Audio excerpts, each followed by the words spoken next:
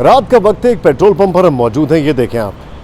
और इस petrol pump पर मैं ये जानने की कोशिश कर रहा हूँ कि इतनी रात में जो लोग पेट्रोल भरवाने आते हैं, इनके लिए बढ़ते पेट्रोल डीजल के दाम कितने मायने रखते हैं। और उससे भी बड़ा सवाल, और वो सवाल ये है कि क्या आने वाले चुनावों में और जो चुनाव 2019 में होने वाले हैं, उनमें क्या ये पेट्रोल डीजल के दाम इनके वोटिंग के इरादे में कोई तब्दीली लाएंगे।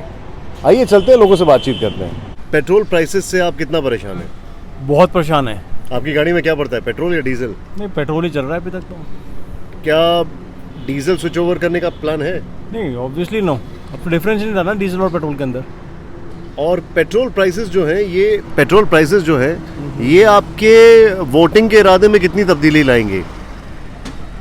मेरे ख्याल से बहुत ज़्यादा लेके आ सकते हैं ये। हाँ, बहुत ज़्यादा। मतलब पेट्रोल प्राइसेस एक बड़ा फैक्टर हो सकता है 2019 में? बहुत बड़ा फैक्टर हो सकता है ये। मैम, आप मुझे बताइए, आपके लिए कितना बड़ा फैक्टर होगा ये? बिल्कुल बहुत बड़ा फैक्टर है ये।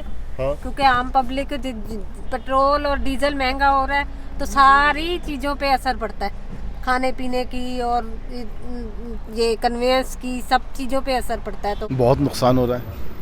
और कितना आमदनी का? आमदनी ये समझ लीजिए कि अब तो आने जाने में ही 100 रुपये चाहिए, पहले तो 50 रुपये में काम हो जाता था। चुनावों में ये कितना आपको मायने रखेगा, ये वोटिंग करते वक्त कितना? बिल्कुल मायने रखना चाहिए। पब्लिक को समझना चाहिए कि इतनी महंगाई बढ़ रही है हर चीज़ के ऊपर, तो ये तो सोच समझ के वोट डालना चाहिए। जो सरकार अच्छी हो, जो मतलब भला करे पब्लिक का। आप क्या करते हैं? मैं टैक्सी चलाता हूँ। तो पेट्रोल डीजल के दाम से आपको कितना नुकसान हो रहा है? और ये डीजल महंगा तो हो ही रहा है सर। तो आपका इससे जो आप वोट डालेंगे उस पर ही फर्क पड़ेगा? वोट तो फर्क तो पड़ता है, पर लेकिन ये पहले भी सर डीजल महंगा था। नहीं, तो मैं ये जानना चाह रहा हूँ कि जो पेट्रोल डीजल के दाम महंगे हुए हैं, इससे क्या चुनावों में आपके लिए एक वोटिंग का मुद्दा होगा ये? हाँ, थोड़ा सा तो अंतर आएगा सर। आपके लिए क्या है? हाँ, हमारे भी लिए थोड़ा महंगा है, पर इतना ये थोड़ा ये है कि जनता के लिए काम भी बहुत किया है मोदी जी ने।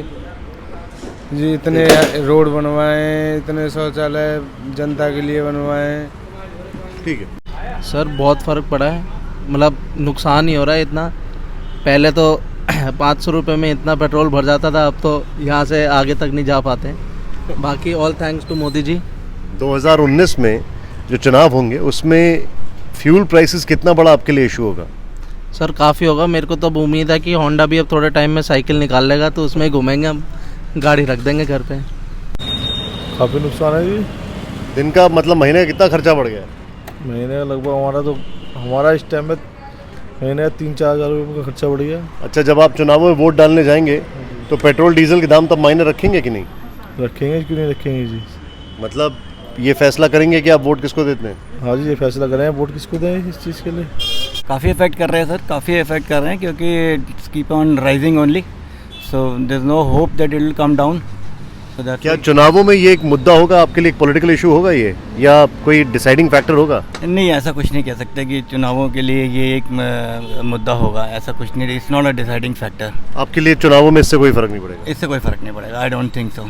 सर, दाम सोच सोच के डलवाना पड़ता है पेट्रोल। वो तो अभी हमें आउट स्टेशन जाना पड़ रहा है, तो उसके लिए हम टैंक फुल करा रहे हैं। वो भी मैं देख रहा हूँ बार बार मीटर को कि कितने का भरेगा। तो अभी दिल की धड़कनें भी चल रही। अब देखो 2500 भरा है, तो थोड़ा लगता है कि कहीं बाहर जाए तो मतलब सोच समझ के जाना पड़ता है, प्लान करना पड़ता है बाहर जाने के लिए।